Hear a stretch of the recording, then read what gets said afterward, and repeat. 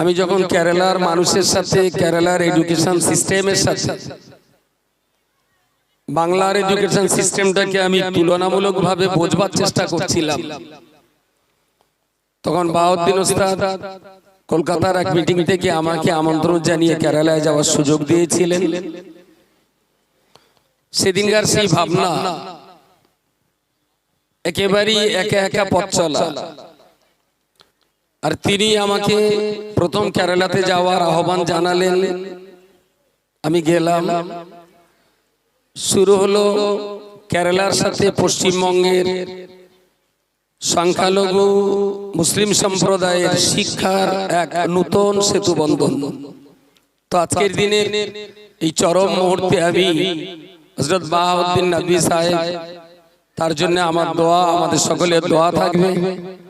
আল্লাহ পাক তার মতো একজন শিক্ষিত মানুষ, দারুল হুদা ইসলামিক ইউনিভার্সিটির ভাইস চ্যান্সেলর দায়িত্ব তিনি পালন করছেন। জীবনের একটা বিরাট সময় তাকে বহির্বিশ্বের বিভিন্ন দেশ সফর করে বেড়াতে হয়। আমরা আমাদের অন্তরের অন্তঃস্থল থেকে দোয়া করি আল্লাহ যেন বাহাউদ্দিন ওস্তাদের হায়াত কিসমতকে দারাজ করে দেন। একটু আন্তরিকতার সঙ্গে আমি আমিন কামনা করছি। এত বড় একজন শিক্ষিত মানুষ, এত বড় মনের মানুষ আমার জীবনে খুব কমই চোখে পড়েছে। তার পরপরে আমি স্মরণ করছি দারুল হুদা ইসলামিক ইউনিভার্সিটির ফারিগিন ছাত্র, যাদের সংগঠন হাদিয়া, সেই হাদিয়া ভারতবর্ষের 18টি স্টেটে ঠিক এইরকম ভাবেই তারা কাজ করছে। যে সমস্ত কর্মকর্তা মণ্ডলী হাদিয়া মেইনটেনেন্স করছেন তাদের প্রতি আমি আন্তরিক শ্রদ্ধা নিবেদন করছি। তার পাশাপাশি আমার পিছনে থাকা যারা এখানে আজ সারাদিন ধরে এই সুন্দর অনুষ্ঠানটা ম্যানেজমেন্ট করেছেন, এমন তো একটা নয়। আমি আজকে এসে একটা দেখছি, এর আগে দুটো হয়ে গেছে, দক্ষিণ বেবিয়াতে এবং সরুমনগর ব্লকের পান্তাপাড়া গ্রামে। এটা তৃতীয় নম্বর মালদাতে হয়েছে, এবং এইরকম সেমিফাইনাল এখনো বোধহয় 9টা 7টা বাকি, এখনো 7টা জায়গায় হবে। তো যারা বাংলার এই ম্যানেজমেন্টের দায়িত্বে আছে, আমাদের মনোয়ার সাইফুল থেকে শুরু করে আমাদের আবুল কালাম আর যারা আছে সবাই, এদের যে কষ্ট, এদের যে মেহনত এবং এতটা পুরস্কার ঠিক জায়গা মতো দিতে হবে। আমার পাশেই রয়েছেন আমাদের ন্যাশনাল ট্রেনার মৌলানা ওলিউল্লাহ সাহেব, তারা সবাই মিলে অক্লান্ত প্রচেষ্টার পরিশ্রম করে বাচ্চাদের এই কাজগুলো তারা মেইনটেনেন্স করছেন। আমি তাদের প্রতিও কৃতজ্ঞ। এবং সেই সাথে সাথে আমাদের ভিলেজ কমিটি বলি, মাদার কমিটি বলি, রেঞ্জ কমিটি বলি, আমাদের চয়ন ভাই বলি বা সাবির ভাই বলি, বা এই গ্রামের লিডার যারা আছেন তাদের কথাই বলি। অ্যাকচুয়াল আমি একটা টাইমে এই কাজগুলো নিয়ে আমাকে ভাবতে হতো। আলহামদুলিল্লাহ এত বড় একটা একেবারে কি বলা যেতে পারে এক অসাধারণ কর্মকাণ্ড চলে আসছে, কিন্তু আমি এই কম্পিটিশন তরঙ্গ 2025-এ এখনো পর্যন্ত আমি 5 মিনিট সময় দেইনি। আজকের এখানে এসে স্টেজ থেকে বসে 40-45 মিনিট সময় আমি দিয়েছি, আর সময় দেই। সমস্ত কাজ তারাই পরিচালনা করে, তারাই মেইনটেনেন্স করছে। তো যারা এই কাজগুলো করছেন আমি খুব অন্তর থেকে বিশ্বাস করি, সে টিচার বলি আর ট্রেনার বলি, ম্যানেজমেন্টের দায়িত্বশীল ব্যক্তিত্বরা বলি, আর এই গ্রামের এই কর্মকাণ্ড যারা ম্যানেজমেন্ট করছেন তাদের কথাই বলি। টাকা দিয়ে কখনো এত সুন্দর কাজের আয়োজন করা যায় না যদি আন্তরিকতা না থাকে। এই যে সুন্দর কাজ, আপনি 1000 টাকা স্যালারি দিয়ে, লাখো টাকা স্যালারি দিয়ে টাকার বিনিময়ে এই সুন্দর কাজ কখনো সুসম্পন্ন করা যায় না। আর যেখানে টাকা লক্ষ্য থাকে সেখানে আন্তরিকতা থাকে না। তো এক অসম্ভব রকমের আন্তরিক মহব্বত ভালোবাসা দিয়ে যারা এই কাজগুলো মেইনটেনেন্স করছেন, আমি তাদের সকলের কাছে কৃতজ্ঞ। তারা সুন্দরভাবে পরিচালনা করছেন। শেষ 3টে কথা বলবো। আমাদের বিভিন্ন হাদিয়া মোরাল স্কুলের ম্যানেজমেন্টের দায়িত্বে যারা আছেন, মাদার কমিটির মানুষজন, তাদের জন্য শুধু এই কথাটুকুই বলবো যে আপনারা আপনাদের গ্রামে এই কর্মকাণ্ডটা চালিয়ে আসছেন, কেউ তো আপনাকে স্যালারি দেয় না, কেউ আপনাকে টাকা দেয় না, বরং ভুল হলে সমাজের মানুষ অনেকে আপনাকে ছোট বড় কথা বলে। এরপরেও যে এই সুন্দর দায়িত্ব পালন করে আসছেন, আল্লাহর উপরে আস্থা রাখুন। আপনার এই কষ্টের পরিশ্রমের ফল পৃথিবী যদি দেয় কম দেবে, তাই এই ফলটার পৃথিবীর মানুষের কাছে আশা না করে এই ফলটার আপনি আশা করুন আল্লাহর কাছে। ময়দানে মাহশারে ইনশাআল্লাহ আল্লাহর উপযুক্ত জাযায়ে খায়ের আপনাদের নসিবে কবুল করুন, বলুন আমিন। দ্বিতীয় যে কথাটা বলবো, বাবা মা এখানে যারা আছেন, আমি আপনাদের উপরে খুবই আস্থা রাখতে শুরু করেছি। একটা বাপ একটা মা যদি তিনি ইচ্ছা করেন, তার জীবদ্দশাতেই তার সন্তানকে তিনি জান্নাতের চৌকাঠায় পৌঁছে দিতে পারেন। আর একটা পিতামাতা যদি অলসতা করেন, একটা পিতামাতা যদি তার সন্তানের প্রতি দায়িত্ব দায়বদ্ধতা ঠিকঠাক পালন না করেন, তাহলে আমি মনে করি সন্তান বাবা মায়ের জীবদ্দশাতেই জাহান্নামের চৌকাঠায় চলে যাবে। এটা বাপ মা বুঝেই তবে বলবে। তো আজকে যারা এখানে বাপ আর মা আছেন, আমি বারবার বলি, আজও বলছি, আজকে আপনাকে ঠিক করতে হবে আপনি পৃথিবীর জমিনে একটা ভালো ডাক্তারের মা হবেন না একটা ভালো গাঁজাখোরের মা হবেন। আপনাকে আজকেই ঠিক করে তবে রাতের বেলা ঘুমাতে হবে। আপনি মসজিদের একজন ভালো ইমাম সাহেবের মা হবেন না দেশের একজন চোর ডাকাত গুন্ডা বদমায়েশের মা হবেন। আপনাকে আজকেই ঠিক করতে হবে সত্যবাদী ও নীতি আদর্শের পথে প্রতিষ্ঠিত থাকা একজন হাই স্কুলের হেডমাস্টার মশাই। আপনি হাই স্কুলে একজন মাস্টারের মা হবেন না দেশের কোন আতঙ্কবাদী কোন সন্ত্রাসবাদীর মা তৈরি হবেন। এটা আপনাকেই ঠিক করতে হবে। আপনাকেই ঠিক করতে হবে দুনিয়ার পরকালটা আপনি শান্তিতে থাকবেন না অশান্তিতে থাকবেন। যদি আপনার ইচ্ছা হয় ভালো সন্তানের মা হওয়া, ভালো ডাক্তারের মা হওয়ার, ভালো আলেমের মা হওয়ার, ভালো পুলিশের মা হওয়ার, ভালো সৎ ও নিষ্ঠাবান আদর্শ সন্তানের মা হওয়ার ইচ্ছা যদি থাকে, আমি আপনার বলছি খেয়ে না খেয়ে জান প্রাণ উজাড় করে দিন আপনি আপনার সন্তানের পিছনে মেহনত করুন।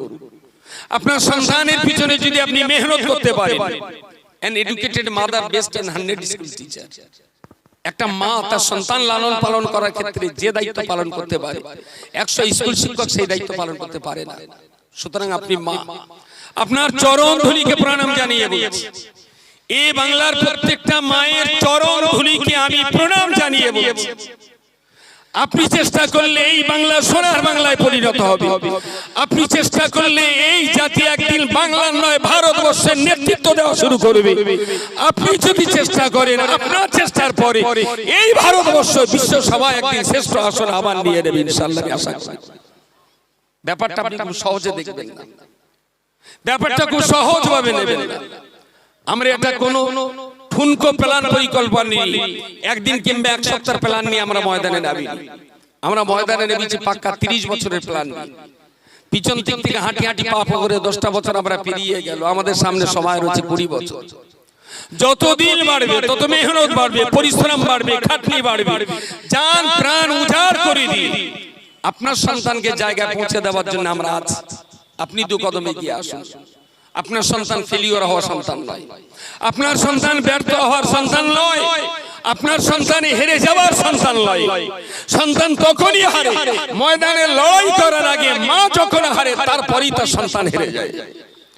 মা যদি দাঁতে দাঁত দিয়ে লড়াই চালাতে পারে, বাবা যদি সন্তানের জন্য লড়াই চালিয়ে যেতে পারে, লড়াকু বাবা মায়ের সন্তান কখনো পরাজয় বরণ করতে পারে না। সুতরাং আপনাদের অর্থ বৃত্ত সময় সবকিছু দিয়েই আপনার সন্তানটাকে মানুষ করে গড়ে তুলতে হবে। এটাই আমার শেষ দাবি আপনাদের কাছে। সর্বশেষ আমার কলিজার টুকরা ছোট্ট ছোট্ট সোনামানিক যারা আজকের এই কম্পিটিশনে এসেছে, আমাদের হাদিয়া মোরাল স্কুলের স্টুডেন্ট যারা, তোমরা একটু দাঁড়াতো বাবা, সবাইকে দাঁড়াতে বলছি, বাকিরা দাঁড়াবে না। শুধু আমাদের হাদিয়া মোরাল স্কুলের স্টুডেন্ট যারা, আমি তোমাদের একটু দাঁড়াতে বলছি। এই সামনে আলোগুলো একটু দূরে দিলে ভালো হয়, কোচিদের মুখ দেখা যায় না সামনে আলো থাকে। বেশ, আলহামদুলিল্লাহ আলহামদুলিল্লাহ, শুকরিয়া আল্লাহ। তোমরা যারা আমি দাঁড়াতে বলেছি তোমরা আমাদের হাদিয়া মোরাল স্কুলের ছাত্রছাত্রী, আমাদের এই বিরাট একটা টিম তোমাদের জন্য দিন রাত লড়াই করছে। তোমাদের শিক্ষক মন্ডলী তোমাদের জন্য মেহনত করছেন, তোমাদের গ্রামের ম্যানেজমেন্ট যারা করছেন, তোমাদের মক্তবের বা হাদিয়া মোরাল স্কুলের তারা তোমাদের জন্য লড়াই করছেন। তোমার বাবা মা ইচ্ছা করলে তোমাদের স্কুলে না পড়িয়ে যদি অন্য কোনো কাজে দিয়ে দিতেন, হয়তো তোমার দিয়ে তোমার বাবা মা মাসে 200-500 টাকা রোজগার করাতে পারতেন। খবরদার করে বলছি, আমার দিকে তাকাও, প্রত্যেকের চোখটা আমার দিকে থাক। খবরদার করে বলছি, তোমার পিতামাতার কষ্ট মেহনত, তোমার শিক্ষক শিক্ষিকাদের কষ্ট মেহনত, তোমার গ্রামের স্কুলের ম্যানেজমেন্ট কমিটির কষ্ট আর মেহনত, হাদিয়া মোরাল স্টাফ যেখানে যারা আছে তাদের কষ্ট মেহনত, সর্বোপরি কেরালা থেকে সারা বছর ধরে বিভিন্ন মানুষ আমাদের এখানে আসেন তোমাদের পড়াশোনা দেখভাল করার জন্য। তো তোমরা যদি লড়াইতে, তোমরা যদি ময়দানে, তোমরা যদি শিক্ষার ক্ষেত্রে যদি গাফেলতি করো, অলসতা করো, ফাঁকি দাও, তাহলে এতটা মানুষের কষ্ট মেহনত সব কিন্তু মাঠে মারা যায়। আমাদেরই কষ্ট মেহনত তোমাদের জন্য, আমাদেরই পরিশ্রম তোমাদের জন্য। এই হাজার নয় লাখো টাকা আজকে মনে হয় আমাদের এই সুন্দর তরঙ্গ অনুষ্ঠানটা পরিচালনা করার টোটাল বাজেট কত আজকে? লাখখানি তো হবে, 1 লক্ষের বেশি। যারা দায়িত্বে আছেন তিনি বললেন 1,20,000-এর। তোমাদের জন্যই তো 1,20,000 টাকা মানুষ খরচ করেছে। এবং এই রকম অনুষ্ঠান তো আরো 8টা বাকি আছে, 3টে আজকে দিয়ে হলো 11টা। সর্বশেষ আমাদের ফাইনাল কোন জায়গায় যেন, রামনগর। আমাদের ফাইনাল তরঙ্গ অনুষ্ঠান 2025 রামনগরে হবে। তাহলে সব মিলিয়ে আমাদের কিছু কম বেশি প্রায় 20 লক্ষ টাকা খরচ হয়ে যাচ্ছে এবছর তরঙ্গের এই অনুষ্ঠানগুলো করতে। এবং আজকে ম্যানেজমেন্টে যারা আছে ওখানে 4 লাখ বলছেন, 25 লক্ষ হয়ে যাবে। আর এনারা যারা এসেছেন গাড়ি ঘোড়া খরচা করে, প্রত্যেকের তো তেল পুড়েছে। শিক্ষকরা যারা এসেছেন তাদেরও তো তেল পুড়েছে। তোমাদের পিতামাতা যারা তোমাদেরকে এখানে নিয়ে এসেছে, তোমাদের শিক্ষক মন্ডলী এসেছেন, তাদেরও তো তেল পুড়েছে। যদি সব টাকা ধরা হয়, সমস্ত যদি এক জায়গায় হিসেব করা হয়, তাহলে 50 লাখের কমে আসবে না।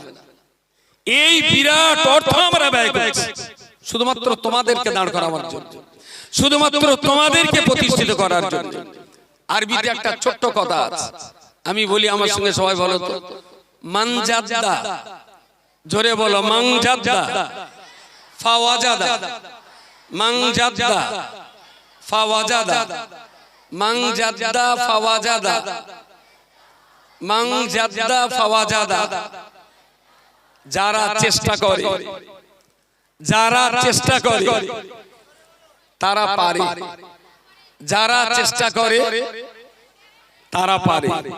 শুধু তোমাদের কাছে আমার দাবি, বাড়িতে কি খাবার হলো, মাছ হলো না শাক হলো, বাড়িতে খাবার টেবিলে কত দামি খাবার থাকলো, এই দিকে তাকাবার কোনো দরকার নেই। আমার ছোট্ট কথার উত্তর দাও, শুধু আমার কোচির উত্তর দেবে, বাইরের কেউ দয়া করে উত্তর দেবেন না প্লিজ, আমার এই কোচিগুলো উত্তর দেবে। তোমাদের কাছে জানতে যাচ্ছি, খাবার জন্য বাঁচতে হয় না বাঁচার জন্য খেতে হয়? আর একবার জিজ্ঞেস করছি, খাবার জন্য বাঁচতে হয় না বাঁচার জন্য খেতে হয়? খাবার জন্য বাঁচে কারা কারা? হাত তোলো। খাওয়ার জন্য বাঁচে কে কে? কেউ বাঁচে না। আর বাঁচার জন্য খায় কারা কারা? হাত না বাবা। তো প্রশ্নটা খুব একেবারে সোজা হয়েছে বলে আপনার মনে হয়? এই কোচিগুলোর বাপের যদি জিজ্ঞেস করি, তা 95% বাপ বলে খাওয়ার জন্য বাঁচতে হয়। তো আসল কোনটা, খাওয়াটা আসল না বাঁচাটা আসল? আসলটা তো বাঁচার জন্য যদি মুড়ি জোটে, মুড়ি খেয়েই বাঁচা যায়। যদি ডাল জোটে, ডাল আর রুটি খেয়েও বাঁচা যায়। যদি ভাত জোটে, ভাত আর মাছ খেয়েও বাঁচা যায়। আবার বিরিয়ানি খেয়েও বাঁচা যায়। অনেক দামি খাবার খেয়েও বাঁচা যায়, আবার অনেক কম দামি খাবার খেয়েও বাঁচা যায়। জীবনে কোনোদিন বিরাট দামি, বিরাট ভালো খাবারের নেশায় কখনো পাগল হয়েও না। যদি কখনো পাগল হতে হয়, দামি একটা কিতাব পাওয়ার জন্য পাগল হও, দামি একটা বই পাওয়ার জন্য পাগল হও। অনেকের নেশা থাকে ভালো জামা কাপড় পরা, ভালো খাবার খাওয়া। অনেকের নেশা থাকে অনেক বড় একটা বাড়ি তৈরি করা। অনেকের ঝোঁক থাকে অনেক টাকার মালিক হওয়ার। আমি বলছি তোমাদের একটাই নেশা হোক অনেকটা জ্ঞানের অধিকারী হওয়ার। আমার কথা কি বোঝা গেছে? পোশাক যদি কম দামি হলে যাবে না, বিরিয়ানির জায়গায় মুড়ি আর চিড়ে খেয়েও পৃথিবীতে বাঁচলে মানসিকত নষ্ট হবে না। মানুষের মনুষ্যত্বের সর্বনাশ হয়ে যায় জ্ঞানের অভাবে, শিক্ষার অভাবে। এই জন্যই বোধহয় আল্লামা শেখ সাদী বলেছিলেন, আমি একটা শিক্ষিত বন্ধুকে নিয়ে, আমি একটা মূর্খ বন্ধু নিয়ে, একটা শিক্ষিত বন্ধুকে নিয়ে জাহান্নামে থাকতে রাজি আছি, কিন্তু 100 অশিক্ষিত বন্ধু নিয়ে আমি জান্নাতে যেতে রাজি না। আমার কথা কি বোঝা গেছে? 100 অশিক্ষিত বন্ধু নিয়ে আমি জান্নাতে যেতে রাজি না, একটা শিক্ষিত বন্ধুকে সাথে নিয়ে আমি জাহান্নামের আগুনে পুড়তেও রাজি আছি। তার মানে শিক্ষিত মানুষ নিয়ে যদি জাহান্নামে থাকো, তাহলে শিক্ষিত মানুষের সঙ্গে যা কথাবার্তা বুঝ পাড় আদান প্রদান হবে, তাতে ওই দুইজনের মনের আত্মার মিল ঘটে গেলে গল্প করবে, আগুনে পড়বে। কিন্তু আগুনে পড়ার চাইতে শিক্ষিত মানুষের সান্নিধ্যে থাকলে আগুনে পড়বে কিন্তু যন্ত্রণার অনুভূতি হবে না। আর 100 মূর্খ মানুষ নিয়ে যদি জান্নাতে থাকা যায়, এই মূর্খ মানুষের উদ্ভট প্রশ্নের ঠেলায় তোমার জান্নাতটাই জাহান্নামে পরিণত হবে। জীবনে যতদিন বাঁচবে শিক্ষার সঙ্গে কোনো আপোষ হবে না। যতদিন বাঁচবে অশিক্ষিতদের শিক্ষার আলোয় আনার জন্য লড়াই করবে। তোমার সমাজে তোমার বয়সে আরো যারা আছে লক্ষ্য রেখো, তারা যেন তোমাকে অজ্ঞতার দিকে টেনে না যায়, বরং তোমাকে লড়তে হবে তাদেরকে টেনে স্কুল আর মক্তবে হাজির করানোর জন্য। শুধু নিজেরা পড়লে হবে না, বাড়ির চারপাশে আরো যারা আছে, যারা স্কুলে যায় না, যারা মক্তবে যায় না, যারা ড্রপ আউট হয়েছে, তাদেরকে আমাদের সঙ্গে নিয়ে আসতে হবে। আর শেষ কথাটা তোমাদের ছোট্ট করে বলে রাখি, যদিও তোমরা অমান্য খুব একটা করো না জানি, হাত উঁচু করো দিন মোটামুটি এই পর্যন্ত, হাতটা সোজা করে সোজা করে সোজা করে, এবার ঠিক এইভাবে দাও দিন হাতটা, এই সামনে সামনে একদম সামনে, এইভাবে আমি যেভাবে দিচ্ছি এইভাবে সবাই এইভাবে, ঠিক আছে? আমি যেটা বলে মুখ দিয়ে সেটা বলো, জোরে বলবো, খুব জোরে জোরে। আমি জীবনে কোনোদিন মোবাইল নিয়ে সময় নষ্ট করব না। এখন হাত কিন্তু নাড়াতে বলিনি আমি,